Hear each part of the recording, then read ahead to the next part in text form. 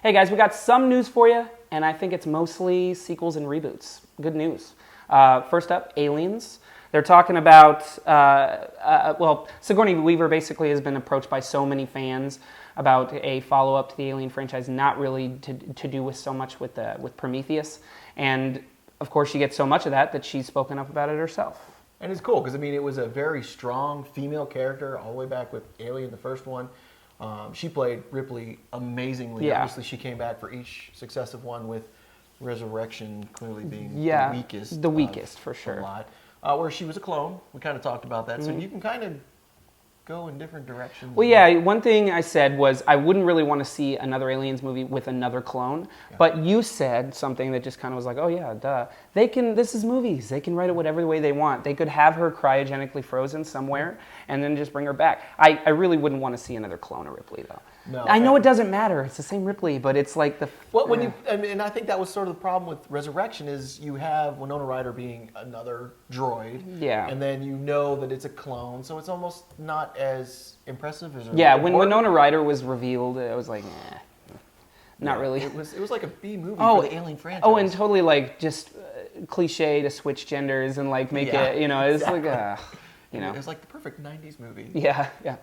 But unfortunately, it looks like that it might be just talk, because clearly Fox wants to focus on Prometheus. Yeah, which, they're obviously going to go more into that in Prometheus too, but with Sigourney Weaver's voice behind a new Aliens movie, I think it might get some ground, honestly. Sigourney Weaver could sit there and scream about it enough. And if you look at the directors, I honestly can't remember who took on Resurrection, but if you look at the directors that took on the Alien franchise, you have Ridley Scott, you have James Cameron, you have David Fincher. Yep. It's like, man, let's get another badass director in there and see what he can do in that world. Christopher Nolan's Alien. I'm on board with this. Actually, I mean, that's a really good idea. That would be cool. Done with his Space Corn movie. Let's do that. Yeah, really. So what do we got next? So next up, we have Friday the 13th, a little bit of bad news. Bad news with Friday the 13th. Imagine that. Bad luck. It did get pushed back. I think it was about 6 months to 2015. November 13th. It has to be on the 13th. Yeah. I hope it's because story development and all that, but let's be honest, it's Friday the 13th. I'm not sure they're concentrating on story. I don't know. I'm assuming they're still going with the idea that it's kind of a reboot and they're not really going to attach it to the reboot that happened a couple years ago. Right. Which I doubt it. Did enjoy. I thought it was good. I mean, it's a worthy reboot. I mean, obviously Rob Zombie is like known in that field. So I mean, if you're gonna reboot the series and have a huge franchise of fans behind it, you got to do it with Rob Zombie. But Are you talking about Rob Zombie doing this new one or the Halloween? Wait, am I thinking? Yeah, he did Halloween. Right. Yes, yeah. but not Friday the 13th. Right. That's what I'm thinking of. Okay. Michael Bay's production company. I don't remember. Oh, it's I can't remember his name. He's Eastern European, I believe. But I thought he handled it very well. He basically combined the best elements of 1, 2, 3, and 4 and made it into a good movie and added some of his own elements, like the tunnels underneath. I thought that was pretty cool. And it was interesting. I want to see it remade again, though. I mean, I wouldn't want them to kind of topple onto that and make another sequel off of that. Unlike the Nightmare on Elm Street reboot, which I know it's not part of our discussion, but it really freaks me out that they made James Earl Haley like a real pedophile. Yeah. Like, I never kind of thought of Freddy Krueger as a pedophile, even though he was. Until and that how movie. Proud he was, to be a pedophile. It's like, so kudos to Robert Englund for being able to be a funny bad guy who happened to be a pedophile that I never really thought of that way. Yeah.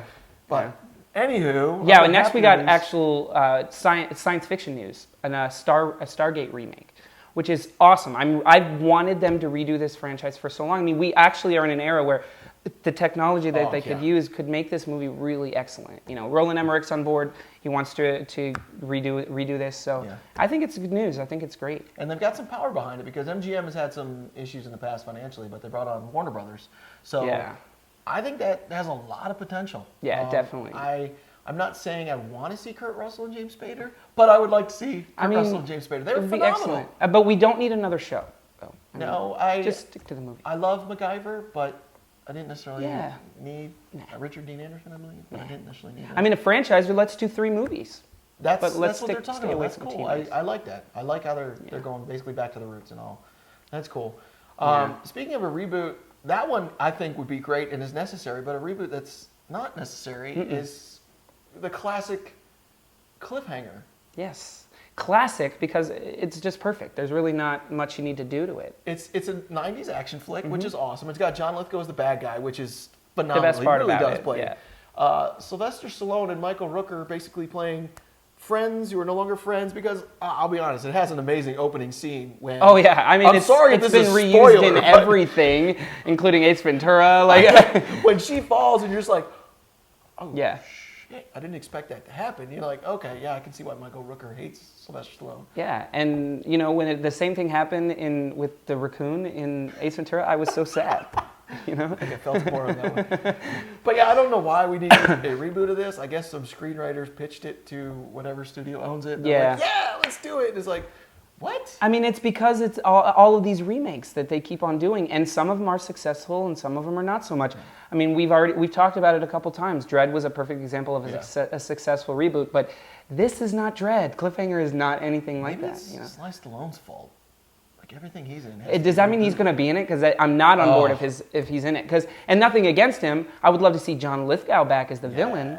But it should be like modernized. And John Lithgow is the same guy. He should be the same villain. And he's like...